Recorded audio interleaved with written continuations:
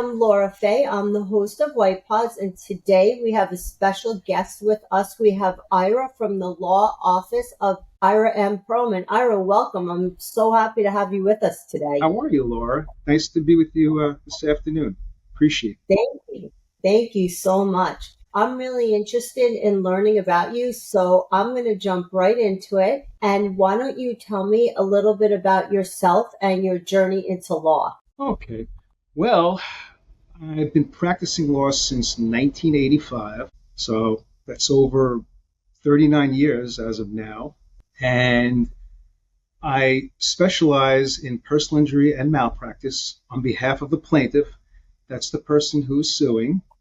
I went to law school in Brooklyn at Brooklyn Law School, graduated in 1984, and as of today, since 2020, I've been selected as a super lawyer, which is a title and achievement given only to 5% of the attorneys in a given area of law. Additionally, since 2022, I've been a member of the National Association of Distinguished Counsel.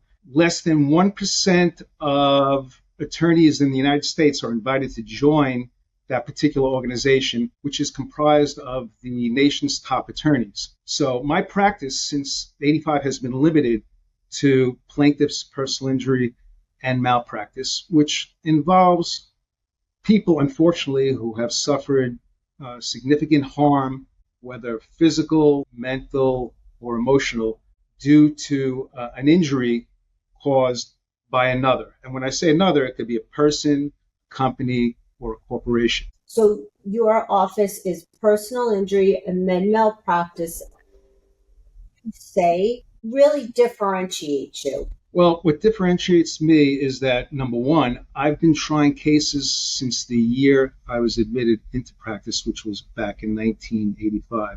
And I have been intricately involved with every single case that has come into my office. In other words, I know exactly what's going on with that client, what the problems are, what needs to be done, and I don't leave it to someone else to do the very important legal work and all of the other necessary work that has to be done in order to get the case into a courtroom and have that case tried.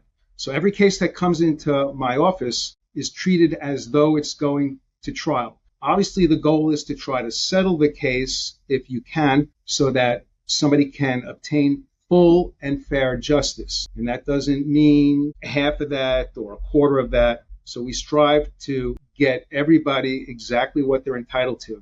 And if that means going to trial, that's what we do. Not every lawyer practicing in my industry, in my field of law, has that goal in mind. Some lawyers just want to take a case in, get money, and then settle the case regardless of whether it's full and fair value for somebody. So that's something that I do, and I take that very seriously. And I don't give any cases out to anybody else to try for me.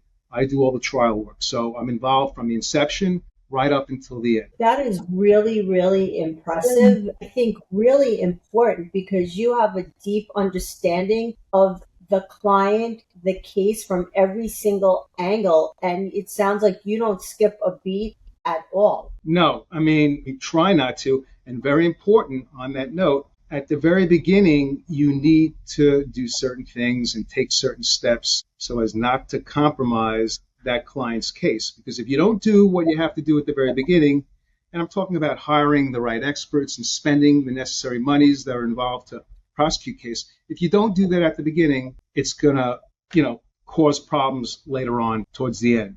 Because you can't redo what should have been done earlier on. You don't get that opportunity. No, it sounds like what you're saying, if I'm understanding you correctly, is brick by brick, you make sure that you build a very strong foundation for your case. Every single brick is set just right, because if you make a mistake along the way, the foundation is not quite as strong. Is that fair to say? Absolutely. It's all about building the structure brick by brick, as you say, and doing the necessary things in order to prosecute the case in a competent manner.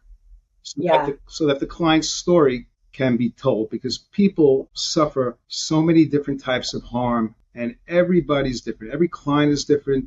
We all have different personalities. Yeah. You need to get that story out, and sometimes the story has to come out in different ways because no two people are the same. Clients are different, and you're dealing with different personalities. But Oh, yeah. at the end of the road, it could be a jury that's going to decide the case, and only human beings understand other human beings, and that's the one wonderful thing about our system, that we have a jury that at the end of the road is going to make a decision. Not a judge, not a lawyer, not an insurance company adjuster, but a jury made up of you and me. Yeah, that makes a lot of sense. I love what you said because we have emotions. And when somebody suffers an injury that's life changing, that's incredibly emotional. And people have to understand and have compassion as a juror. And for having somebody like yourself present it, I know that I would feel incredibly comfortable just based on the things that you shared with me now. You can tell that you are very knowledgeable, very professional, and human all at the same time. And that's a triple threat. Well, I do my best. The other important aspect of what you just said is that as a lawyer, even though I've been practicing over 39 years, you never stop learning. And you have to be willing to keep learning and to keep listening, because as long as I've been practicing and as much as I have seen and done, there are still things that you just don't realize until somebody tells you something. You need to brainstorm sometimes. You need to do further research. You need to keep a watchful eye and a very careful ear so you can hear and listen to everything that's going on around you. Absolutely. That's so true in life in general. So let me ask you something. Being that you've been practicing for 39 years, I have no doubt that word of mouth and referral is always your best source of new clients and people coming to you. We know that. But what have you found outside of that to be your most effective marketing strategy to reach people who are in need of a personal injury or med malpractice attorney? Well, the most important thing in terms of my practice is honesty. Honesty, and once again, listening. And to be quite honest with you, I have built up my practice through reputation. One of the challenges that I find now is that people don't walk around or sit around or do anything without their cell phone. And I find even when I go out to dinner with people, it's as though people have stopped communicating with one another and they concentrate on their phones. And when it comes to looking for a lawyer, to find a lawyer to represent you or your family, if there's been a serious injury or a tragedy such as a death, it's unbelievable to me that people will still go onto the phone or into the computer and scour the internet and find a lawyer that way. But that's what the world has come to. So in terms of my practice, I have relied on reputation for the most part. But you have to get up to speed with the rest of society. And even though I have always relied on my reputation, it's harder and harder now for even lawyers to get in cases because it's still a business. It's harder to get in cases through reputation because people are going to gravitate to the internet and the phone. And they'll just call somebody who is a better marketer, more adept at doing or getting cases through social media or the digital, market. And that's what makes it tough and challenging. To a case where they realize that the lawyer they chose from the internet is not the lawyer that they really feel should be representing them, because they start to see things and realize just because one lawyer is a better marketer doesn't mean that lawyer is better in the courtroom or better at, bringing a case into court and getting full and fair justice for that person. That's right. That's right. That sounds like it's one of your biggest challenges. Oh, yeah. Yeah. Oh, yeah. It's certainly understandable, and I'm sure it's incredibly frustrating because you work so hard for that reputation, you earned it, and then somebody comes along and just because they may be somewhere you're not, whether it be a page on social media or anywhere else, maybe that person gets the opportunity, all for that client to say, yeah, I probably should have done a little research into an attorney and chose somebody with a reputation instead of somebody I just found. I can understand that being incredibly frustrating. That's the problem. The other big problem is that you can't drive down a highway or a roadway anymore in many places in the United States without seeing a billboard every quarter of a mile that is from a lawyer who's advertising. Yeah. And a lot of people frown upon that, and it puts us in a bad light because it makes us look like ambulance chasers. We're out there soliciting, and it's more of a business now than it is a profession. And it started out as a profession.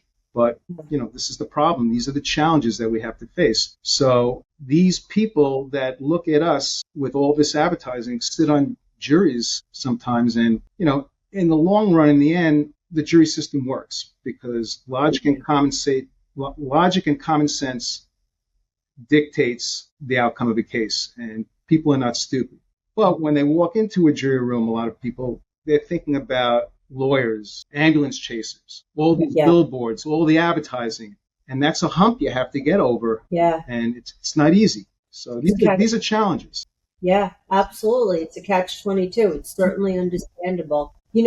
Normally I like to ask somebody, what are your goals for the firm? But you've been doing this a really long time. So I think I'd like to know from you, what do you enjoy the most about what you do? I enjoy the most getting in front of a room filled with strangers and talking to them about the case that I'm there for, so that at the end of the game, when they've heard and listened to me and they've listened to my client, and most of all, they hear the law from a judge, they realize that we came into the court with a claim or a lawsuit that was valid, meaningful, and a case or a claim where my client needed help, really their help, and we ended up proving to them that we were entitled to full and fair justice so that the injured party, my client, also known as the plaintiff, could recover damages, money damages, to cover their entire loss and all the harm they suffered, whether that's physical harm, pain, suffering, loss of enjoyment in life, financial loss due to an injury or a tragedy or someone's death. And that is the most rewarding thing to me, where at the end of a case, when I go in the hallway and meet that jury, some of them will say, I was so skeptical when I walked in to the jury room and I met you, and here I have to listen to a lawyer, a plaintiff's lawyer on an injury case, and they had all these views about the business, the practice, the profession, lawyers. But by the time they walked out, after they made their decision, their minds were changed, and they realized that somebody really needed their help. Somebody really, really needed to have them decide what was going to be. Yeah, that's amazing. Ira, it has been such a pleasure speaking with you. And just in this short time, your genuine care, concern, compassion, knowledge, expertise, I could go on and on with the list. But it really comes across. It's so genuine, and I can see exactly why you have had success. And it's clear that you really do love helping people and doing the right thing. And that is just so amazing. I wish you nothing but continued success, and I have no doubt that you're absolutely going to have it. I appreciate that. And I'm going to keep plugging away and working hard at helping people as a result of their problems, their losses, and I just want to be there for anybody that needs me. And I hope that they reach out to you because you've earned that call, and I know that you can help. Thank you again so much for taking the time to share that with me today. Right.